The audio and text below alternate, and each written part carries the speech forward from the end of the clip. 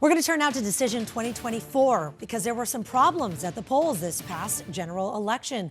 And now it is leading to a second lawsuit against Apache County. 12 News journalist Troy Lynch joins us live in the studio with the newest claims coming from the Navajo Nation. Troy, pretty hard to believe.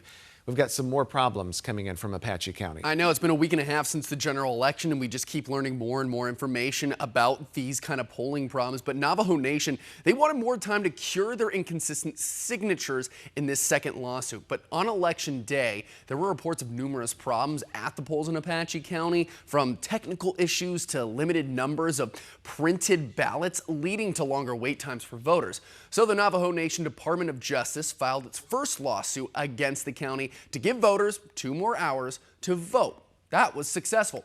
On Tuesday, the Navajo Nation DOJ filed a second lawsuit asking the court to prevent Apache County from certifying the results of the 2024 election until Navajo voters are able to cure inconsistent signatures on their early ballots. Now, the curing deadline was 5 p.m. on Sunday. However, on Saturday, the Navajo Nation DOJ learned that the Apache County stopped processing early ballots from November 6th to the 8th.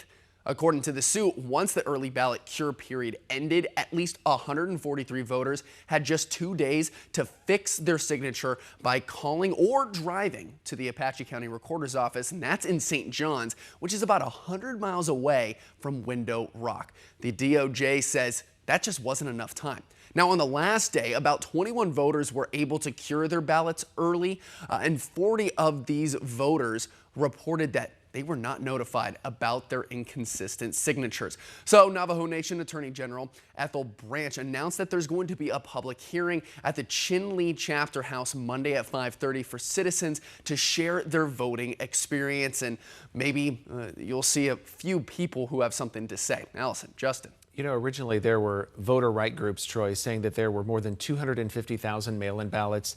They didn't have those signature verifications, and then they wanted the Arizona Supreme Court to extend that curing deadline for voters across the state. What's the latest on that? Yeah, that's right. The American Civil Liberties Union and Campaign Legal Center enacted an emergency petition to the Arizona Supreme Court to extend the deadline up to 4 days after a voter is sent a notice of a problem. But the Arizona Supreme Court declined to extend the ballot curing period statewide, and that's when Navajo Nation decided to file its own suit against Apache County. All right, Troy, thank you for bringing us up to speed on this story. Appreciate it.